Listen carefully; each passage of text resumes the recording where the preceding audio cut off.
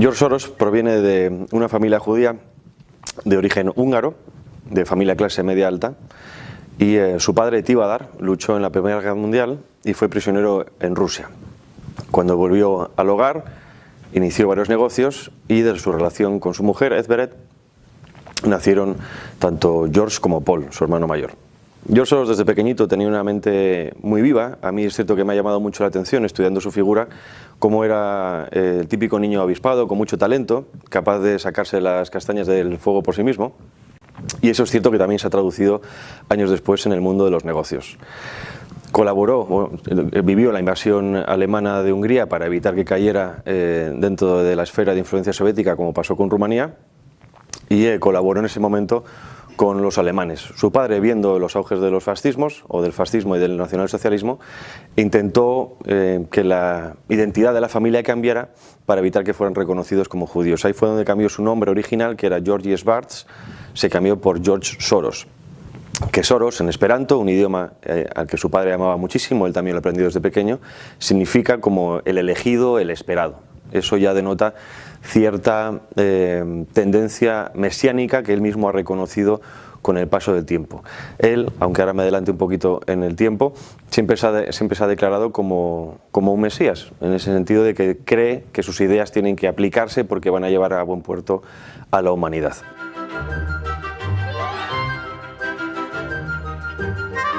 Después de colaborar con los alemanes, consigue escapar de Hungría con la excusa supuesta de un congreso internacional de Esperanto y llega a Londres en el año 47.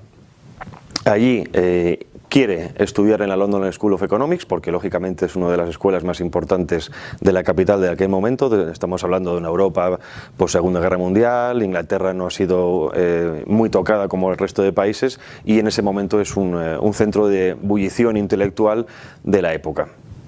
Llega, tiene que trabajar en varios sitios de poca monta, trabaja fregando platos, etcétera, etcétera, hasta que después de hacer el segundo examen entra en la London School of Economics. Ahí él, siempre enamorado de la filosofía, tiene la oportunidad de conocer a la figura del momento, que era Karl Popper, un filósofo también de origen austriaco, que es el que propuso la idea de las sociedades abiertas. Su gran libro, de La sociedad abierta y sus enemigos, fue un libro que le marcó muchísimo a George Soros. De hecho, su fundación, Open Society Foundations, toma el nombre de esa obra de Karl Popper y consigue que de alguna manera sea una especie de tutor de un proyecto al final. Él mismo reconoce, George Soros, en una de sus biografías, en concreto la de Michael Kaufman, fue otro judío que trabajó con él en Praga antes de la caída del telón de acero. Él mismo reconoce que en ese momento Popper era una figura importante, él la veía como tal, pero que con el paso del tiempo Popper no se acordaba mucho de él.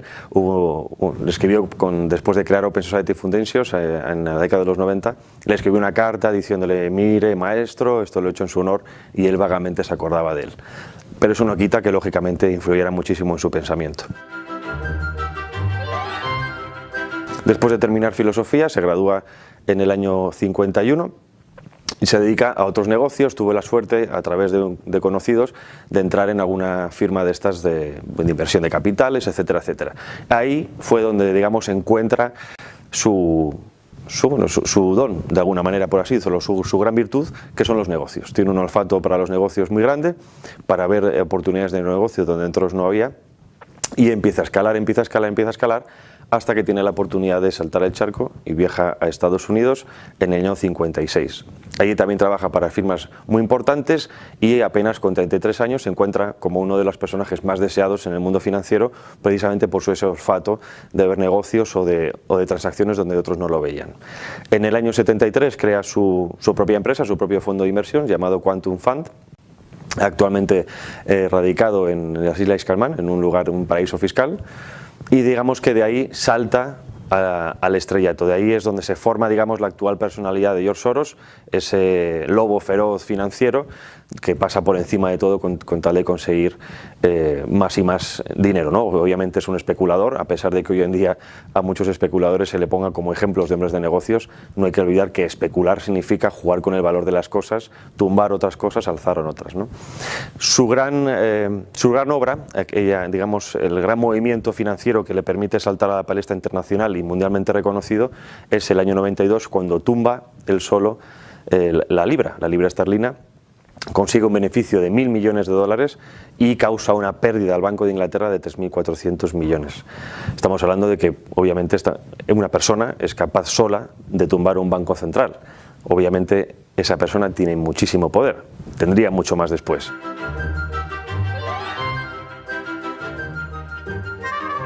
Que muchas veces le han preguntado por qué hizo eso.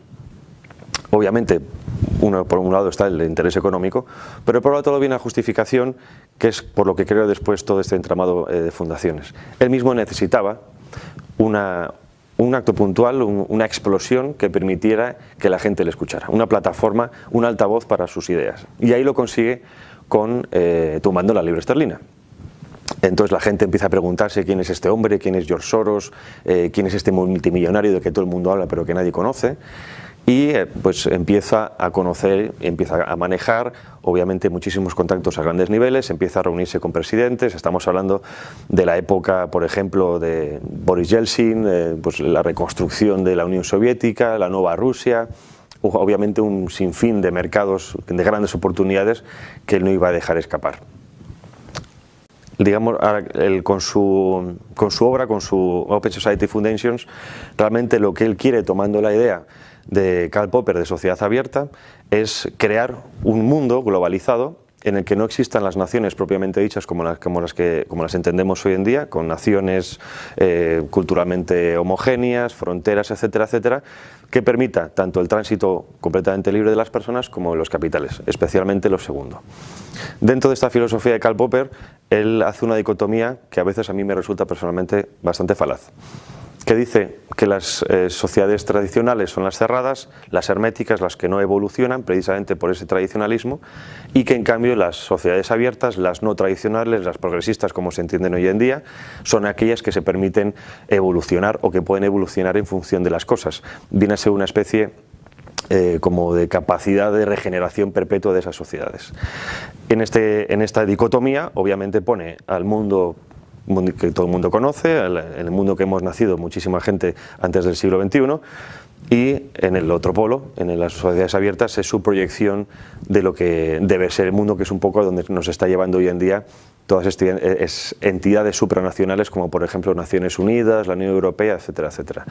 Una sociedad multicultural en la que no exista una capacidad de conectar con nuestras raíces. Obviamente cuando a la población la extraes de esas raíces, rompes ese tradicionalismo, la gente no sabe dónde está, no sabe dónde viene, no sabe dónde va, que entró un poco con la teoría que Zygmunt Bauman, el pensador también de origen polaco, explicó en su libro de la modernidad líquida. Vivimos una época de tantos cambios, tan rápidos, tan sucesivos, que no permiten que los cambios se solidifiquen, que realmente se sustenten sobre pilares que permita a la sociedad adaptarlos de una manera como hacían antaño. Los cambios eran mucho más graduales, hoy son mucho más rápidos. George Soros entronca con este tipo de ideas y es por lo que trabaja. Open Society Foundations trabaja exclusivamente con ese objetivo. Crear sociedades abiertas, lo que él llama abiertas, obviamente eso es su visión, basados en la democracia, que aquí es donde viene también la gran falacia o el gran insulto a esa palabra, ¿no? Obviamente se define como democrático, se define como un defensor de la democracia global, pero habría que preguntarse qué es una democracia global, quién ha votado esa democracia global y si puede haber democracia en el mismo lugar en el que está su fundación y que utiliza para financiar movimientos subversivos contra el orden establecido. Recordemos a modo general que su forma de actuar es a través de sus fundaciones crear movimientos sociales conflictivos que generen una situación concreta para que él después pueda tener un beneficio. Esto es un especulador. Necesitas generar caos para tener un beneficio. Ordo ab caos, que se dice en latín, y es un poco lo que utiliza toda la élite. Generan conflictos sociales, atomizan a la sociedad para tener un rédito político y sobre todo económico, que es el que a él le interesa. Open Society, en inglés, o sociedad abierta, esconde la gran falacia de estos argumentos. Una sociedad abierta es una sociedad que supuestamente está abierta a todo tipo de personas, todo tipo de pensamientos, lo cual eso es positivo.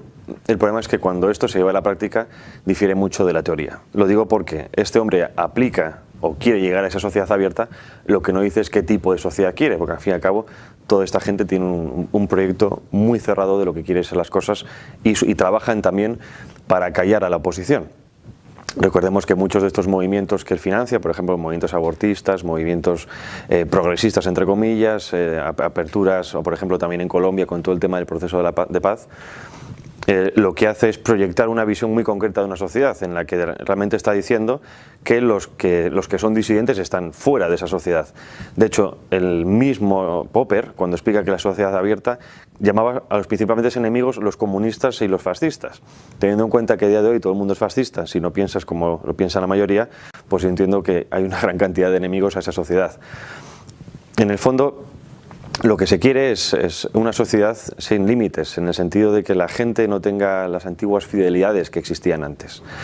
Una sociedad, un colectivo de personas que se convierten en perfectos consumidores, que lo que hacen es preocuparse por el día a día, por lo que vemos hoy en día, consumista, una sociedad consumista al fin y al cabo. Porque una sociedad que rompe con lo tradicional es una sociedad que se queda huérfana. Y en ese momento es capaz de aceptar todo tipo de propuestas que le hagan, que es un poco lo que pasa hoy en día con los jóvenes. El mismo sistema te ofrece una serie de revoluciones cómodas que puedes hacer desde el sillón de tu casa, desde tu iPhone, desde tu Twitter, con las que no pones en juego tu vida ni tu cartera. Es un poco crear una sociedad alienada, en más puro Matrix, en el que ellos sean, digamos, los dueños del mundo, que al fin y al cabo ese pensamiento mesiánico es un pensamiento que lleva a creerse por encima de los demás y a dominar el mundo. Él, cuando dice en alguna entrevista, por ejemplo, que le han preguntado, como Washington Post, él mismo dice que a veces se siente ofendido, se siente dañado porque cree que el mundo no está preparado para sus ideas, que realmente la culpa es de los demás porque no le entienden, viene a decir, y que sus ideas son de otro tiempo. Yo no discuto que sus ideas quizá por la propia historia en sí misma, el propio motor histórico nos hubiera llevado a eso. Lo que sí que discuto es el proceso de transformación, que al fin y al cabo esto es una ingeniería social. Estamos hablando de una persona multimillonaria, más de 36.000 millones de dólares. Actualmente solo Open Society Foundations ha invertido más de 15.000 millones. Ha donado 18.000 solo para el legado de Open Society Foundations, y estamos hablando de gente con una capacidad realmente de cambio. Cualquiera de nosotros, si tuviera ese dinero, con ciertos valores, trabajaríamos por cambiar la sociedad según nuestros valores. Por lo tanto, yo creo que no hace un favor a nadie el hecho de que se critique lo que hace, sino cómo lo hace. Porque ese es el problema. El problema no es que tenga unas ideas y que las quiere llevar a cabo, eso todo el mundo las tiene más o menos definidas. El problema es el proceso que tiene, que al fin y al cabo es compra de políticos, financiación para subvertir las sociedades, para financiar separatismo, para financiar el tráfico de drogas, para financiar, etcétera, etcétera, etcétera. Ese es el problema, que al fin y al cabo se hace un proceso subversivo, obviamente fuera de lo público, y que la gente acaba tragando porque muchos medios de comunicación también están en la órbita de este tipo de personajes, están controlados. Al fin y al cabo los medios de comunicación, el llamado cuarto poder, lo que hace muchas veces es apuntalar lo que el sistema quiere que nosotros sepamos y que nosotros aprendemos. Afortunadamente hay medios como este, que independientes, que permiten a la gente que a la gente le llegue otro tipo de informaciones y otro tipo de pensamientos diferentes a lo establecido. Cuando hablamos de George Soros, obviamente no estamos hablando solo de una persona que actualmente tiene casi 90 años, sino que hablamos de un sinfín de redes de clientelares que trabajan en ese ámbito. George Soros tiene casi 90 años, lleva mucho tiempo trabajando en las altas esferas, tiene muchísimos contactos. De hecho, en Estados Unidos, por ejemplo, creó el Democracy Alliance, que es uno de los movimientos o instituciones más importantes de recaudación de fondos para el Partido Demócrata. Es miembro del Council of Foreign Relations de Estados Unidos, que es una oficina, un think tank que aconseja en temas de política internacional. tiene contacto directo con políticos de la Unión Europea. Hace poco se reunió con Ursula von der Leyen, se reunió con Cyril Ramaphosa, presidente de Sudáfrica, se reúne con quien quiere, dicho está con incluso el nuevo presidente de España, Pedro Sánchez. Por lo tanto, tiene acceso directo a gente que la persona normal no tendría acceso ni en sueños. ¿Cómo lleva esto a cabo? Al fin y al cabo, Soros está en la órbita del gran capital, ¿no? de los movimientos sin control financieros radicados en paraísos fiscales. Obviamente, para poder moverte en esas esferas tienes que tener una gran cantidad de contactos políticos que te permiten salir de pequeños marrones o problemas legales en los que te encuentres. Esta camarilla internacional, por así decirlo, tiene un objetivo, que es el dominio. El dominio mundial, el dominio de las naciones, el dominio de las materias primas, el dominio de las mentes. Ese es el objetivo final. Por eso estamos viendo todo este tipo de control mediático, de propaganda constante, etcétera, etcétera. Él no lo hace solo reuniéndose con personas, él lo hace a través de cambios en las vidas civiles, en la sociedad civil de las naciones. Él no es una persona que tenga capacidad política, para eso tiene otros políticos que cumplen o digamos llevan a cabo ciertas ideas que él pretende, él y esa élite mundial. Pero lo que él hace a través de las fundaciones es precisamente financiar medios de comunicación, financiar asociaciones que luchan por ejemplo como LGTB, el aborto, que aparentemente parecen que nacen de la sociedad civil de manera espontánea o de la unión de X ciudadanos, pero que realmente tienen un motivo detrás muy interesante y muy importante, que es el de modificar la opinión pública. Aquí hay que pensar que estamos hablando de personas que no es que apuesten a A o apuesten a B, apuesten a las dos caras de la moneda y siempre son ellos los que tienen la moneda al aire. Por lo tanto, realmente en gran cantidad de ocasiones, desgraciadamente, caiga de un lado o caiga de otro, acaban ganando de alguna manera. Esta política no son planteamientos a muy largo plazo, son planes muy bien preparados. Estamos hablando, por ejemplo, que en España tiene un gobierno títere, que es el gobierno socialista comunista, que ha conseguido hacerse con el control de la televisión estatal, se ha hecho con el control de la fiscalía, está presionando a los jueces para liberar separatistas y tiene el control, el poder absoluto ahora mismo prácticamente en España. Eso también ha ocurrido con Estados Unidos durante los gobiernos demócratas, por ejemplo, de Obama. Entonces, tiene el trampolín necesario para llevar a cabo ese tipo de políticas. Muchas veces vemos solo una faceta de las cosas, pero la realidad es muchísimo más compleja.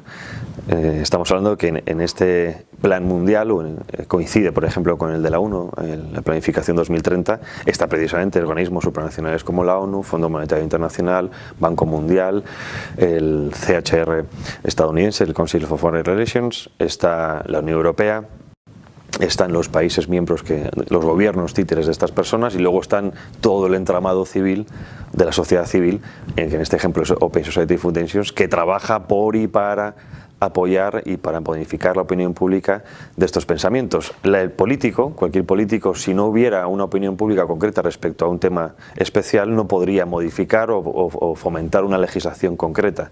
Tiene primero que crear el magma para que la gente, o digamos para que se puedan justificar diciendo eso de es que la gente pide que, o esto el pueblo lo estaba deseando. Yo esto, por ejemplo, me lo pregunté con el tema del proceso de paz de Colombia, ¿no? Algo muy concreto. El pueblo votó que no.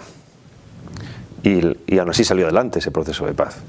Y a esta persona le interesa. Es decir, si tanto estamos diciendo o están diciendo a bombo y platillo que son defensores de la democracia, ¿qué ocurre cuando no se respeta la democracia en sí misma? Que al fin y al cabo un referéndum es la máxima expresión de la democracia, ¿no? Entonces ahí vemos cómo esos mensajes que a muchos les puede encandilar, como el canto de una sirena, realmente en la práctica no se sostienen, porque lo que subyace es algo muy diferente. Como en todo tipo de ideas, a veces demonizar al enemigo no es lo correcto, ¿no? Se suele ocurrir, es algo muy humano, pero yo creo que eso también difiere mucho, o sea, aleja la información real y verídica de lo que realmente es el personaje, ¿no? Yo a George Soros no le veo como un demonio, o sea, no creo que llegara a esos extremos. Es una persona como cualquiera de nosotros, tiene sus filias, tiene sus fobias, tiene sus puntos fuertes, tiene sus puntos débiles. Lo que sí que es cierto es que por A o por B, yo creo que también es una persona que se ha labrado su futuro, es una persona que ha trabajado duro para tener el poder que tiene el acceso y tiene la capacidad para modificar una sociedad que muy poca gente tiene, ¿no? Por lo tanto, yo no caería en demonizar ni en decir que es el mal personificado. Es cierto que para muchos lo es, pero también la gente opuesta a su gente también es el demonio, ¿no? Es decir, al fin y al cabo esto es una batalla de ideas, que es lo que hay que dar. Y él se atrevió a darla. Y yo algo que aprecio y que no se me malentienda de George Soros es que a pesar de la riqueza que tiene, a pesar de que podría haberse dedicado a vivir la vida de una Bartola, a vivir a la Bartola, ha dedicado toda su vida a conseguir un sueño. Ese sueño para muchos nos puede parecer erróneo, pero ha luchado por eso. Y yo creo que ahí es donde hay que intentar ver cómo acabar o cómo minimizar ese tipo de políticas, porque esto no es algo que sea poder divino ni poder demoníaco, sino es algo que es un trabajo de mucho tiempo, de mucho esfuerzo, de mucha gente, muchas caídas, ha cometido muchos errores, pero también muchos aciertos. Y ahí es donde yo creo que no tenemos que pecar, ¿no? O sea, si analizamos la figura de George Soros fuera de lo que es su humanidad, caeríamos en una demagogia que yo creo que no ayuda nada a que la gente entienda realmente en el mundo en que vivimos, porque es cierto que enseguida este tipo de ideas caen en la crítica de no, es que son unos conspiranoicos, etcétera, etcétera, que en la práctica, cuando uno se da cuenta, es que esa conspiración existe. Yo me hago muchas preguntas y hago a la gente que achaca esa posible conspiración, siempre le pregunto, ¿acaso la gente no conspira desde el inicio de la historia, desde que el hombre es hombre? ¿No ha habido conspiraciones de personas contra reyes para quitarles el puesto?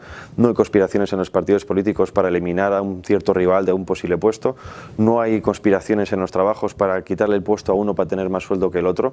¿No hay conspiraciones incluso hasta en familias para llevarse la herencia de un abuelo? Por supuesto que sí. O sea, la conspiración, por desgracia, es algo inherente al ser humano. El problema es cuando intentamos o pensamos que las élites, por hecho de ser élites, no lo hacen. Eso es un error. Ahí yo creo que ahí es donde hay que empezar a trabajar. Esta gente conspira contra sí mismo, viven de la conspiración constante porque así es como tienes ese poder. Alguien que se ha hecho multimillonario, alguien que es capaz de controlar los designios de la humanidad, no está ahí porque haga lo mismo que cualquiera de nosotros, hace ahí porque muchas veces se mueve en el pequeño terreno entre la legalidad y la ilegalidad.